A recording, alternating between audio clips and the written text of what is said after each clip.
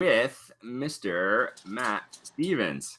Matt and I were going to catch up today about all things digital tools and dark web and kind of all the stuff that he and his co-conspirator, collaborator, however you want to say that, Alex, are planning for this year. There's a bunch of really exciting stuff coming up in 2020.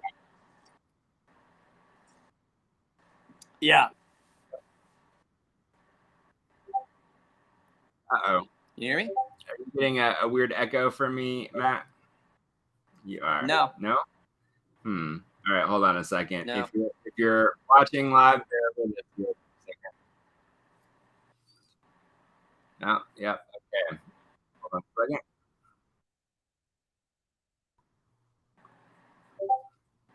Let's try this again.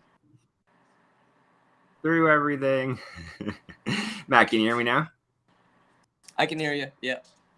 No echo. Okay, there's like a weird lag. Yeah. This is the fun of being on. You want to rejoin? All right. Well, yeah, might have to log out and log back in. Matt, Vamp, talk about yourself. Give people a little background while I hop out and come back in. Okay.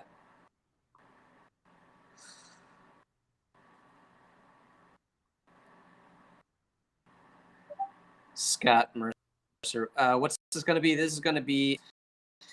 What's this going to be? This is going to be a short discussion. It was just going to be a private call talking about our plans for 2023.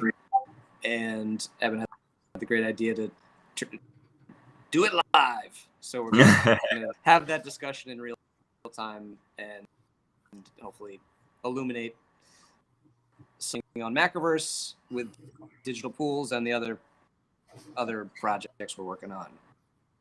Yes. All right, that's better. Okay, cool. So I realized what the problem was. I actually have the YouTube up in the background as well to be able to share out the link. So we're getting a little delay there, but it should be all good now. So yes, welcome back, Matt. First of all, Happy New Year. You and I haven't really talked since the calendar rolled over. So I hope you had a wonderful holiday and the stuff that you've been posting across the various projects that you guys are working on is looking amazing. So I am super excited to hopefully see a couple of things. You know, we'll try to stay out of too much spoilery territory at the moment, but would love to kind of dive into the different projects that you guys are working on. Maybe show a little, sneak peek behind the scenes kind of stuff. And then we can talk a little more specifically about kind of what the plans are and how people can participate, get involved, follow along, all that good stuff. But for anyone that doesn't know, Matt is the artist and co-creator of now a wealth of content coming from dark web comics and ultimately through Macroverse and through the Macroverse platform as well. So Matt, maybe some people know about digital pools. Do you want to start there, or where's your favorite? Where do you want to jump in or dive in, so to speak? Yeah, dive in. Let's start with digital. Alex is the original creator of this. He's my creative partner, Alex, and always does a better job because he's lived in a lot longer. But I can do I can give you the so Digital Pools is a 10 issue comic book, pretty meaty comic book. They're both physically and conceptually. It's each issue and that's no ads or anything, so it's 32 pages of content. So there's a lot issue, and there's 10 issues. So it's conceptually it's pretty meaty too.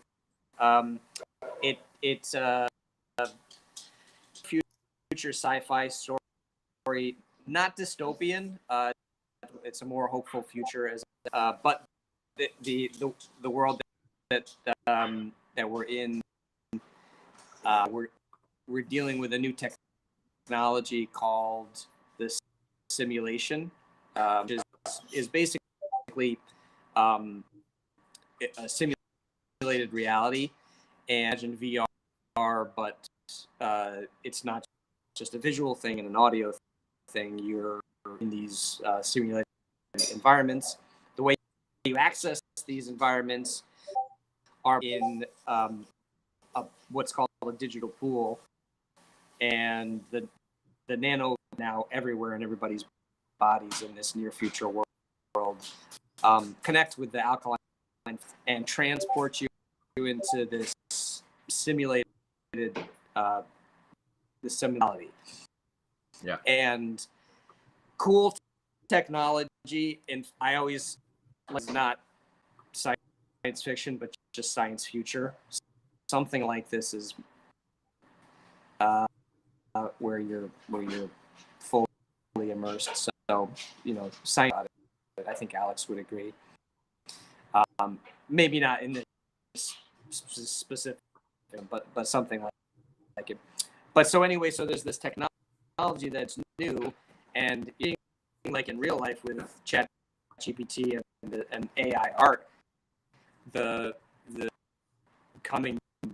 future is yesterday. I mean, it's coming so quick, and that the people of the digital pools world find themselves where there's this morality, and there are crimes happening in these spaces. People are doing all sorts of dastardly things, which is some of the fun of what we get into in the story. And so this is created to basically start to figure out how to police these digital spaces. And we follow one task force that just is there. One sort of, how do I say it? One crimes, right? They fall down into the rabbit hole, and events in reality and in the simulation. And so it's a, how does Alex put it? It's a burn. It's if you like procedural crime stories where little ends that tie up neatly in a bow at the end. That's where it starts. We're at issue 6 now, and the groundwork has been laid, and we've gotten into the simulation. We know this world. The reader knows this world pretty well, and so the theory and the threads are all coming together, and Alex has the whole story in his head. He knows what's happening in these last. It's been what's the word version of storyboard? The script. It's like it's plotted out. He kind of knows what the arc is, the structure of it all is. He's got the scope and the sequence of it worked out. We're in the middle of issue 6. Yeah. So yeah, as far as digital pools. That's awesome. And for the first episode is currently up on the Macroverse app in the top story format as a teaser, so kind of free for people to get a sense of what that's like. And then collectible editions of all this coming later this year as well. So I think there's some fun stuff in the digital pools universe. Actually, a lot of fun stuff in the digital pools universe. A few things that we haven't announced yet, but I think for anybody that's in the Macroverse community, you've seen enough teasers to know that one of those things will be the ability to create your own character in this world, and then be able to tell stories within the world and do all the fun things that we like to do in these different play spaces. I don't know, these different playgrounds that digital pool certainly is one of. Is there anything else since the I guess over the last couple of months, there have been a few things you've been working on as far as a new kind of exclusive episode on the collectible side. We've started to put some other stuff together. I don't know how much you want to say about any of that, but the digital pools never stop flowing. Yeah. So addition to it is actually a prologue. It takes place, it's kind of like a episode 0. It takes place before, and that will be something. Evan, you and I have to sort of talk about how that thing that gets released. Yeah. TBD how that gets released. But there is a story that no one's seen that is in an episode format that takes place before any of the issues. So there's that. And then one of the things Alex and I about this, but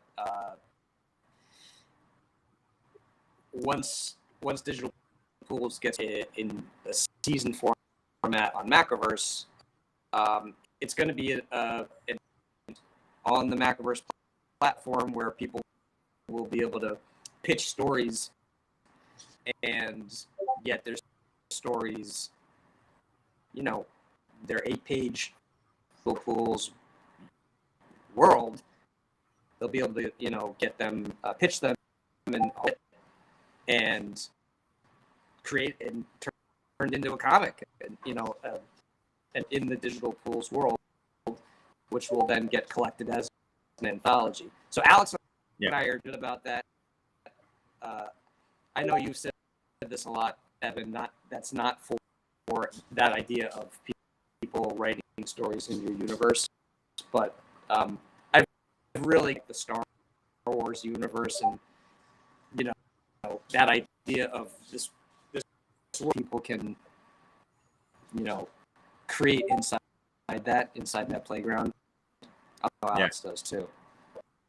No, it's so fun. I mean, and I think, this is one of the things I love about it is, I'm always excited about these kind of the dual track of these things where there's a very clear story and concept that you and Alex have created here, like very clear set of characters with a, very specific kind of, I want to, I'm speaking for the two of you, so correct me if I'm wrong, but it's like, hey, we have this set of characters, this very particular kind of journey we want to take those characters on. We're going to bring the audience along for that journey.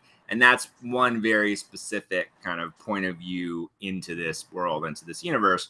And yet so much foundational kind of groundwork is laid over the course of that journey that for anyone that's, the tiniest bit inclined, it's very easy to go like, oh, wait a second. Like people can, live in these different, almost realms of the digital world. Like, there's the evil kind of dark web, stuff that happens in the digital world. There's the, very surface level kind of social layer of the digital world. There's, kind of everything in between, all these different places you can go, all these different kinds of experiences you can have. Like you can just start to pull these threads and start to go like, oh man, I can totally take my own concept and kind of put it inside that framework. So to me, that always gets really exciting. Yeah, it's one of those. There are stratas that Alex has written about in the Exodus, just like you said. That there's the strata that I got to work on my examples, but something that everybody can join, a public space that everybody can enjoy, and then there are other stratas that are below and sort of the dark web of it that very few people have access to, and that's where it's been. So we're playing around with the idea of how to get people access to those different stratas to write stories in those different stratas, or if that's even the appropriate approach. But there's so much opportunity there. There's so much opportunity there, and I think lots of gamification kind of fun to be had, as well as just again this sort of broad, landscape to explore and to play inside of. So I'm super excited about that. And as you mentioned, like the kind of episode 0, and then there's another piece of material that you guys have been working on, which you could almost think of as like the source book or the Bible for the universe. So both of those will be kind of exclusives initially, for people that choose to dive into the collectible side of this thing, and then they'll probably filter out into the broader landscape over time as well. But and there's also just to piggyback on that story. It takes place in 2034. It's a 10 issue, in paper form. It's going to be a 10 issue comic book. In Macroverse, I think it's going to be 4 seasons. Yeah. It'll be about 30 episodes. Yeah, 30 episodes. Somewhere around there. Yeah. So, and we're sure we'll create more content in the 2030s. Yeah. But Alex takes place in actually 2 other stories that take place in the digital Omega, which takes place. It's the digital pools world, but and I won't say anything about it except that it's in the future. So if you think of, if anyone's ever read Dune, where there's the centuries-long story, is a story that we've been working on that takes place hundreds of years in the future. And then there's a third. I actually don't know how long in the future past that. That he's got a centuries-long story that will eventually be unveiling. We just got to write it and draw it. The way they centuries. Yeah, see, it's that's so easy. We talked about this before, but it's like so easy on the writer side of things to go like, here's a centuries-long storyline. Just got to draw it. No problem. Matt, I'm getting a little bit of feedback that you are kind of popping in and out. Do you want to also kind of quickly log back out and log back in, and I'll as we're kind of in between topics, and I'm actually going to try to pull something up that we can show here as well. So give Matt just a second and he'll be back. In the meantime, pulling something up, I'm going to try to screen share. Am I popping out audio or video too? You're a little pixely on video, but like totally decent, but the audio in particular. So I don't know if maybe it's just the headphones. You want to try just going nude ears? Is that any better? It might be. Say a little bit more. A little bit more. This is me without headphones. I don't know. I can always do. I think you're still kind of cutting in and out just a little bit. So I don't know if it's just an unstable connection. Max in Discord said for once it's not me. So stuck. Leave and come back. Stuck in the digital pools. That's all right. I'm gonna actually pull up a preview of the first episode, so anyone that hasn't seen it can see what that looks like. So give me a second to do that. Hold on just a second. The one thing about Restream, which is the service that we use here, is you got to be very quick for some reason about what is being shared. There we go.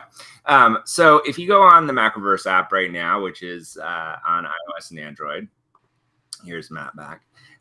You can download the app right now. We'll actually give you a code for some free months at the end of the stream as well. But this is a preview of both Matt's amazing artwork, but also what the episode looks like. So I'm just going to show you, in the tab story format, which is our proprietary format for digital comics.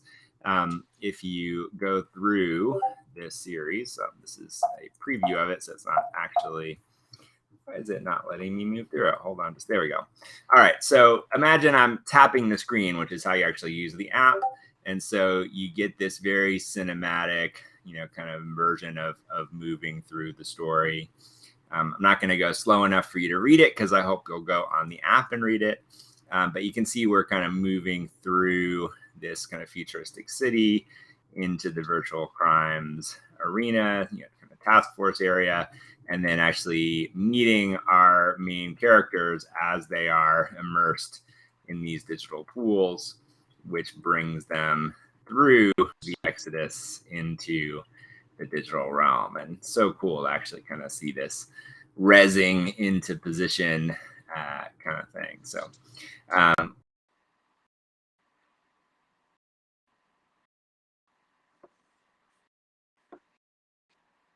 work is his use of color, which is in full display in this series, and then really in everything that he does, which in the Macroverse universe also includes a short story in the Bushido's anthology story.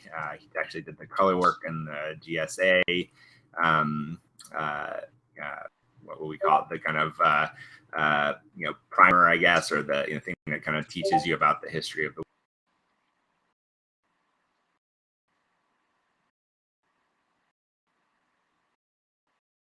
I won't spoil the end of the episode there, but definitely check more coming, and there'll be a lot more to dive into. You also just can't help but use puns, I think, when you're talking about digital pools. Gotta dive into the pool. Exactly. All right, so Matt, you're back, and at least from what I can see, your video looks clearer. So fingers crossed on, good. Audio as well.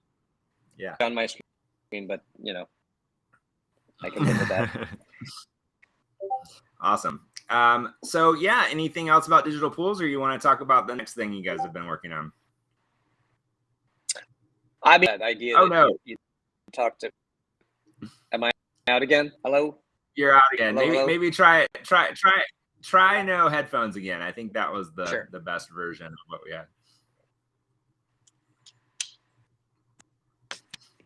See, this is always the fun of the live conversation. You just you never know what you're gonna get. Keeps you on your toes. Yeah, I am surprised it's not me because we've been having crazy power outages and storms here in Los Angeles. Yeah, I've been watching that on the news. California in general is just we're being deluged at the moment, very much so.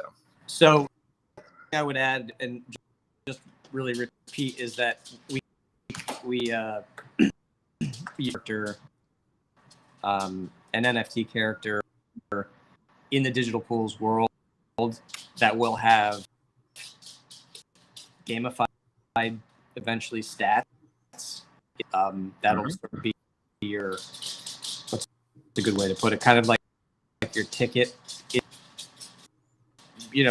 Being a card carrying member of the digital pools world, and that gives you access.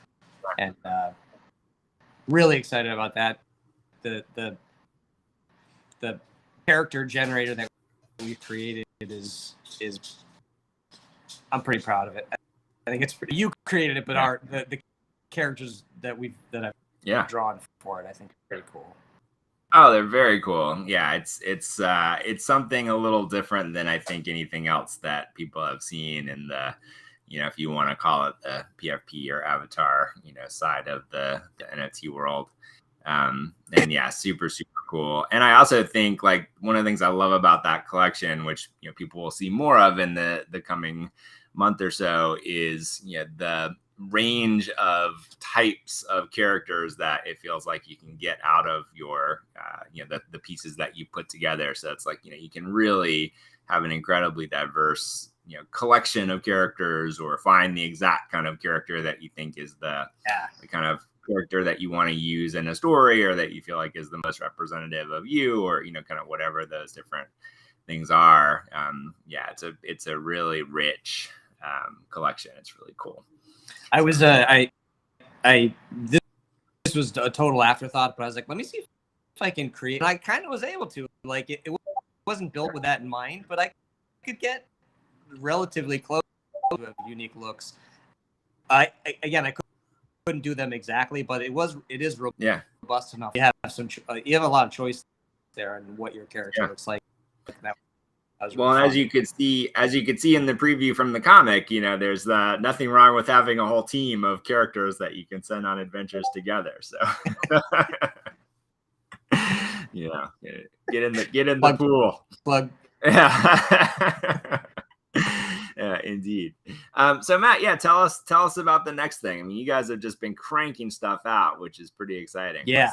What's the next thing you got to talk about? A title yet, or maybe Alex does. I don't think so. We've thrown out a lot of titles out into the mix, but it's basically an anthology of stories that Alex and I have created, and there'll be episodology. One will have let's see, 4 stories. 4 stories, possibly 5, but probably 4 stories. One of them is sort of like the crypt. Like Tales remember Tales of the Crypt? Yeah. Every episode of, he would come out and do a little explanation of the issue. So we have a that will be part of every episode that is its own story, but also the whole anthology. It kind of, the whole anthology is, I don't want to give too much away, but it's free. So the first story is kind of the library for all the stories in that Alex came up with. And then I have some art to show too. Can I share my screen on? Yeah, please. You should be able to. So there should be I think it's an add source button for you, or just the share screen sharing button if you see that at the bottom of the stream room here. Oh, nice. We see the kitchen. That's my kitchen. So realistic, Matt. And it's really taking the realism up a notch.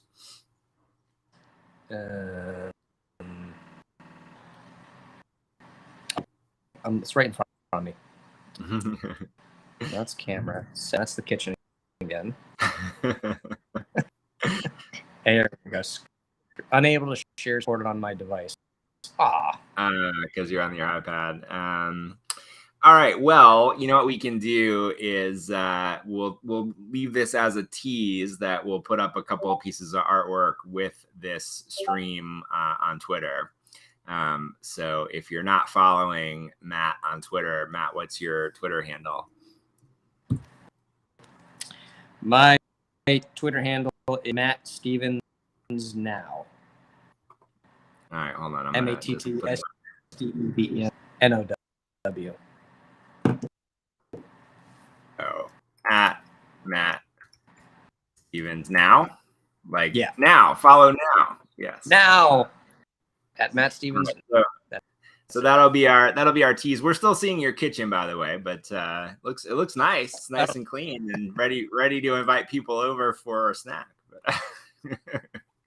But yeah, so what we'll do is we'll take a couple of pieces of art that you don't mind sharing and put them up as part of the comments on this stream. So if you're watching this or if you come to it later, look on Matt's Twitter for those comments, and then we'll repost it on Macroverse and everything as well too. Okay. Sorry about that. It's all good. Tease. You'll definitely want to see those images. They're awesome. So that's some anthology series. Excited about that too. I am very high on the notion of anthologies. I think there's so much opportunity for world building and trying things out, and it's like I think people sometimes forget some of our favorite things are actually launched in an anthology format, whether you want to think about heavy metal stories going back to some of just the great things that came out of that. Of course, 2000 AD in the UK has a bunch of kind of core characters and stories like Judge Dredd that have all come out of anthology formats. And then one of my favorite comics when the indie boom happened in the 90s was Dark Horse Presents. And Dark Horse Presents gave us Hellboy, it gave us Sin City, gave us Martha Washington, lots of phenomenal stuff that came out of that format. So I think it's it's really something that I'm excited to kind of bring back. And it's also fun because it lets you put a bunch of different things kind of in this bite-sized format that we like so much, and let people try a bunch of things and find things they like. And we as creators can kind of get feedback and then kind of double down on the ones that either we want to expand or that people demand get expanded. So I think there's a lot of fun to be had there. And I also think there's something really fun about the anthology kind of in context. So, having this kind of Crypt Keeper style character, or I always go all the way back to the Twilight Zone. It's like just enough to go like, okay, we're playing in a specific kind of genre or tone. We've got this kind of one recurring element, whether that's the Crypt Keeper or Rod Silver, that kind of ties it all together. Rod Serling, kind of ties it all together. So, I think there's something very fun about that. And I think, bringing it back now with this digital kind of layer on top of it, where we can deliver it in a new way, we can remix it and utilize, Web3 tools to make it composable and collectible and, all the different things that we're doing. I think that's really, really fun. So, maybe before you talk about the other one that you guys have been working on, there's a little bit of an update, on our end. So Digital Pools, the plan right now is to release that in its collectible editions first, and then have the rest of it roll out on the Macroverse app for a wider audience after those collectible editions come out. I think with the anthology, we're probably going to go the other way. So we won't take this as final answers until we make an official announcement. But I think we're going to go anthology episodes on the app first, let people get a chance to really sample them and get into them and kind of see how this fleshes out, and kind of make those a little more mass market oriented initially, and then bring them out as collectible editions, after the fact. So we're kind of playing on both sides of that. And, we're doing that with Darkland right now as well, where it's, rolling out on the app, but then collectible editions are coming shortly. So lots of different ways that we can, experiment and play with how do we put this in front of as many eyeballs as possible. And I think, what's fun about working with you and Alex with all this stuff is not only do you just keep bringing more awesomeness to the table, but I think it also gives us some really fun things to play with together behind the scenes, where we can say, okay, we've got collectors over here on the Digital Pool side, we've got readers over here on the anthology side. How do we kind of get these things intermingled and reward people in the right ways and get people engaged in the right ways, and gives us more toys in the toy box, so to speak. So, like to talk about toys and playgrounds. I don't, but obviously I have little kids. So Matt, tell us about project number 3. What's project number 3? Oh, maybe I've conflated that. Is the Grease Monkeys story inside of the anthology story? Yeah, it is. Yeah. Okay. So for some reason, I thought that was a standalone thing as well. Yeah. No, the Grease Monkeys is one of the stories. Got it. So the Crypt Keeper character, which I haven't 100% landed on a name for, but that character will be recurring. It'll be in each. It'll be the first story in each episode. Yeah. And then Grease Monkeys is another story, which is just fun, action-packed, heads cut off on every page, just fun, retro, funky style with apes versus werewolves, called Grease Monkeys. And we're just having a lot, like you said, it's kind of a playground to test out ideas and It's digital, so I think the threshold for risk is a lot higher. Yeah. As an artist, that's so great because you can just kind of have fun, and I think the best when you're having fun. So yeah, for sure. That's definitely what Grease Monkeys is. It is just one story arc, so there's probably 3 or 4 episodes of that. Black Ink is another story we're working, which is about an ex Sicario assassin in South America who,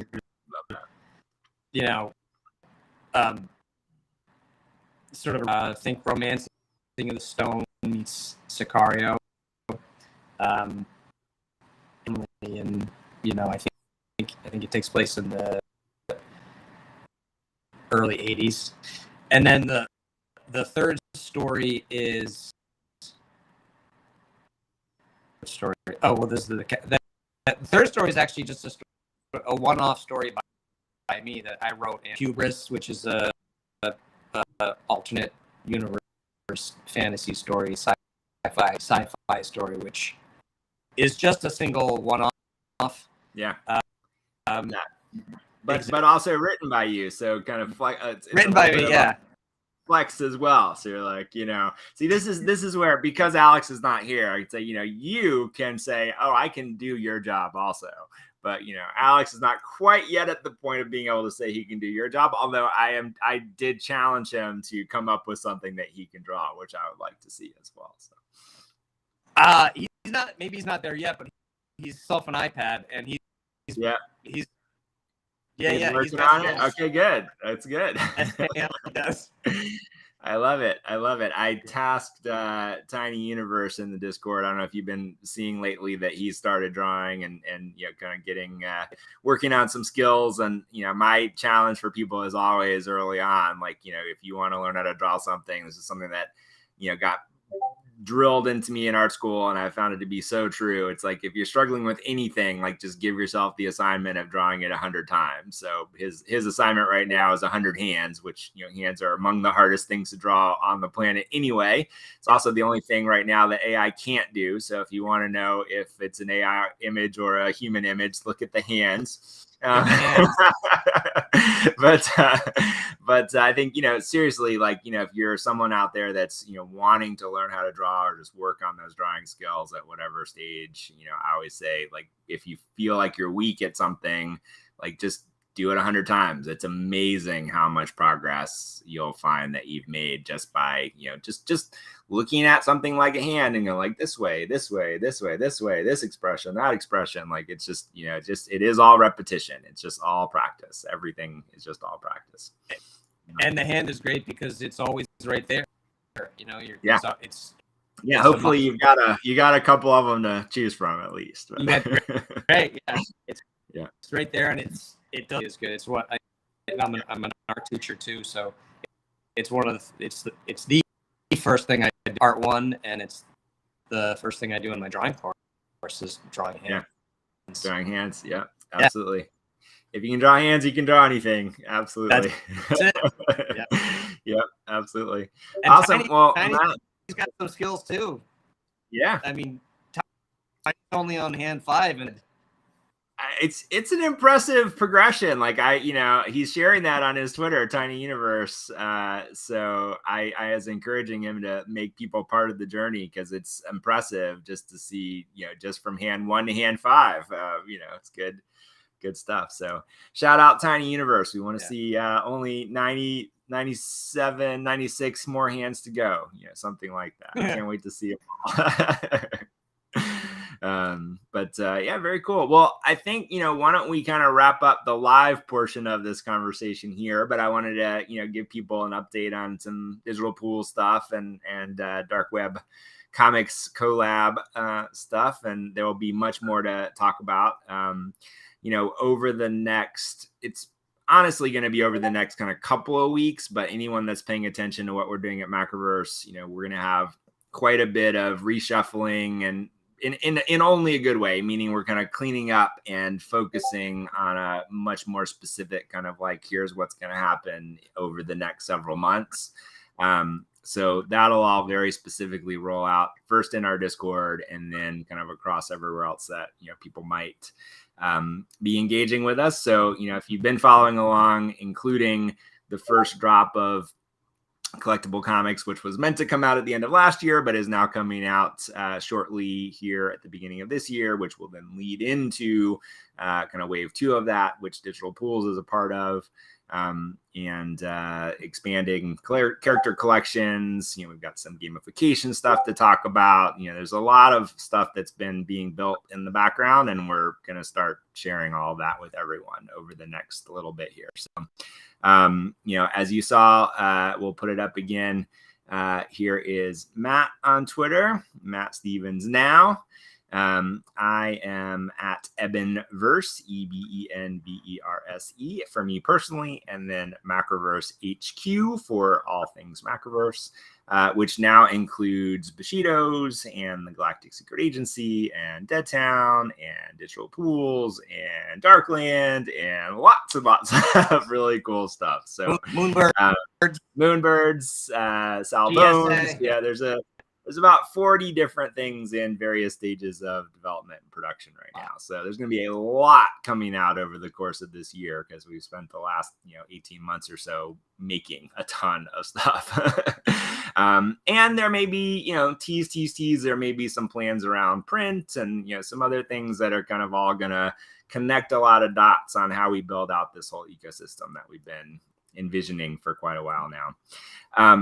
Before I let you go, Matt, because it is such a hot topic and we touched on it briefly, as someone that's been a working illustrator, professional illustrator, and as an art teacher, what is your perspective and kind of feeling on, what is happening with AI generative art right now? Like, how do you feel about it as an artist, and kind of what's your perspective on how do you think about that in relation to kind of the next generation of artists? Yeah, I have a lot of thoughts, but I'm very curious about yours. No, and I'm honestly, I'm interested in how you're thinking about it. I may regret saying this, but I have thought about it quite a bit. The hell out of me. I know it does not scare the hell out of you, but it's humbling. And I'm a stuff, and I usually have the opposite reaction. But chat art, I'll be honest, it shook me a little bit. And, because the stuff that it makes is so soulless, but. Yeah. It's around how it becomes a tool, because my days are, and I my response is a very emotional, and as you have decades daily at what I do, and it's humbling. Type in 15 words and it can scour the internet and create something that is not just like compelling and thought-provoking. I started and still am an illustrator and main source of income right now, but I'm concerned for folks. It's not like the art isn't good. Yeah, it does the job. It'd be, ask me again in 6 months. But I mean, in my mind. Yeah, no, I mean, I have a ton of thoughts about it. I think, what you said, which I think we should probably have a whole AI roundtable discussion with a bunch of the creators that we're working with, because I'm sure people are thinking about it in a bunch of different ways. I think there's a lot of concern, and in some cases, I think very rightly so.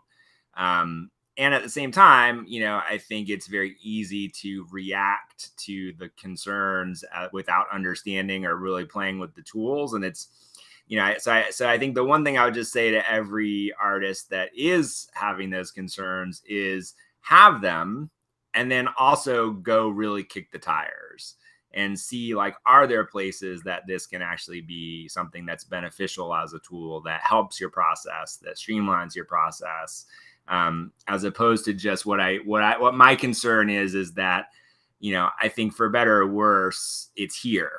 It's not going anywhere. 100%. So now the question is, what group of people are going to say, how do I use this to my own creative and hopefully professional and every other kind of benefit? And what I'm afraid of is that there are some very talented artists who are just going to so completely say, no, this should not exist. This has to go away.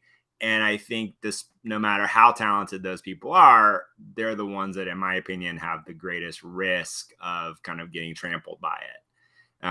So I think it's finding some middle ground there, but I think, it's like, I just think you can't ignore it. So now the question is, how do you at least understand it, even if you don't ultimately use it as part of your creative process, at least understand how it works, what it does well, how people are going to be using it, so that then you can figure out, how does that affect or not affect you, and where do you stand out? Because I do think no matter how good an image can be produced, for the most part, it's going to be a long time before it replaces human concept, the ability to connect dots, the ability to see things that aren't in a data set already. How do you make the leap from, yes, I have a million things to draw from, but here's something that no one's come up with yet? And I think those are the areas where, I think there's actually the biggest opportunity as a point of differentiation is, how do you become one of those people that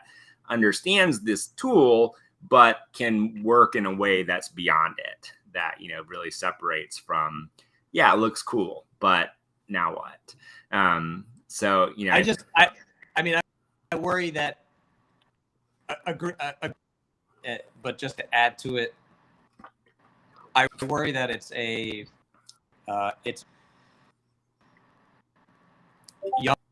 young people who are just learning to draw, first start to draw.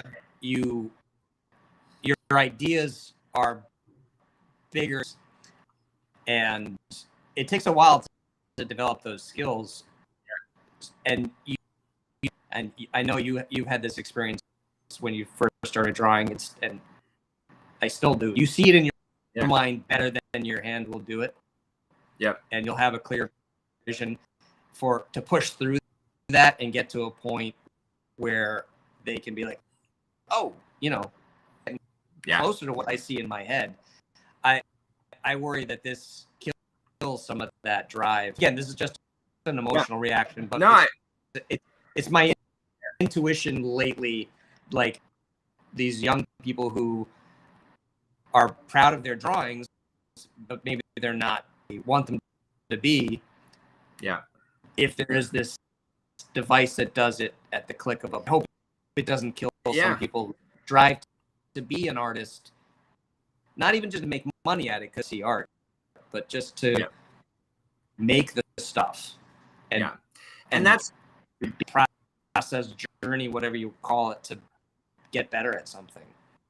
Yeah, I mean, that's I apologize for, I kept trying to interrupt you there. I apologize for that, but no, it's good. Yeah, no, I mean, that's the part where it's like, there's a part of me which is fascinated with all of this, and I've been playing with it a whole lot because I do want to understand it. The part that I think is interesting, that is kind of like two things can be true at the same time, is there's a part of me which is like, as people that have gone through these decades of learning, like, oh, we should throw this additional tool in the toolbox. And yet my 9-year-old daughter, who loves to draw, like, I don't want her to know this exists for a little while. And it's for exactly that reason, because I see how much enjoyment she gets out of the struggle that we went through. Yeah. And I don't know. And honestly, I don't know whether this would impact that desire to draw or not. It might just be like, yeah, another cool app to play with. I don't know. But that is my concern. And at this point, I've decided to not test that theory. So I think, we'll see how that shakes out. But at the same time, what I think is inevitable is, I just think this is another one of those things where like the genie is too far out of the bottle. There is no putting it back. And so, those are going to be things where I think, this has come into my mind recently and it's kind of been present. When I was at RISD, people might know the name David McCulley. So famous book illustrator. The Way Things Work is probably his most well-known book. Probably sold hundreds of millions of copies of The Way Things Work, especially a decade or so ago. It came out 30 years ago almost, but it's been, just it was definitely kind of a bestseller for a long time. And The Way Things Work is, it's kind of illustrated book of machines and things like that. So I had a couple of classes with him, and this was at a time in my own kind of creative journey where I was really like kind of impact. I was pursuing comics, like really into like techniques. So I was like doing scratch board and like very intricate kind of scratch board and learning to paint and like doing, kind of thing. Lots of things where my fascination was mostly with the way things looked when they were finished, like wanting to achieve a certain level of polish or a certain level of finish. Like that was the stuff that was most interesting or compelling to me. And David McCulley's point of view, and you can see it in his work, because honestly, I don't think he's the best draftsman, but his point of view was, drawing as a skill set is ultimately something that anyone can learn. And I agree with that. I think anyone can learn to draw. It is purely a technical skill and a result of practice. But what you can do with that skill set is 100% a function of your ability to think and ideate and to connect concepts together and then create some visual representation of that thing that you're trying to do. So in all of his classes, the emphasis was always on the concept, the thinking, not so much on the finished product. And at that time in my life, and to some degree, I still agree with this, but this whole AI thing is making me really rethink this a little bit, is, at that point, I always thought you can look across the spectrum of illustrators, and the people that can do something really polished and that looks really finished and professional and, slick, those guys are always getting hired. And the ones that, might have a great idea, but really can't bring that level of polish to it, maybe aren't getting hired so much, with some exceptions. And so I always really had the focus on like wanting to be a commercial illustrator and a commercial artist. Like, if I can make something that looks awesome, always going to find a job somewhere, always going to find a place, to a career. If I have some cool ideas, but I can't execute on it, I don't know. And now I'm starting, so this has really been in my mind the last couple of weeks, because like he might be right in a world where the execution is in some cases done for you. And so now it ultimately becomes again an idea of like who has the best ideas, who has the best way of being able to bring something from in here out into the world. And despite my hesitation around my daughter and just the skill set and the practice and the enjoyment of, becoming someone that knows how to make lines on a piece of paper that mean something, we'll kind of see what that world looks like, 5 years from now. And it could be that the people that generate that skill set become so specialized that, there really is something even more meaningful in being a kind of traditional artist, whatever that means. But that the way we ultimately all separate ourselves is, can we get those ideas into a tangible format that means something and communicate something to someone else? I don't know. There's I have a lot swirling around in all.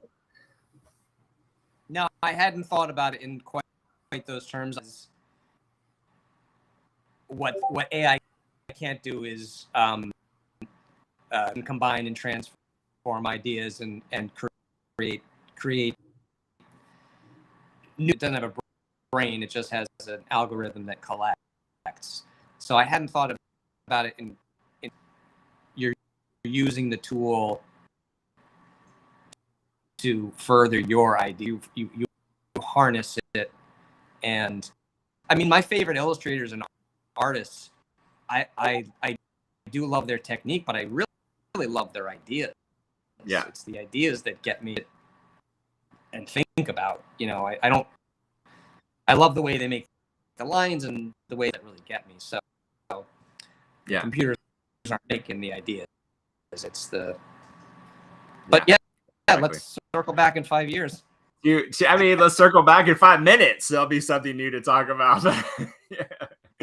But yeah, absolutely. All right. Well, I thought that would be a good place to just kind of wrap it up. And just to throw gasoline on the fire, this was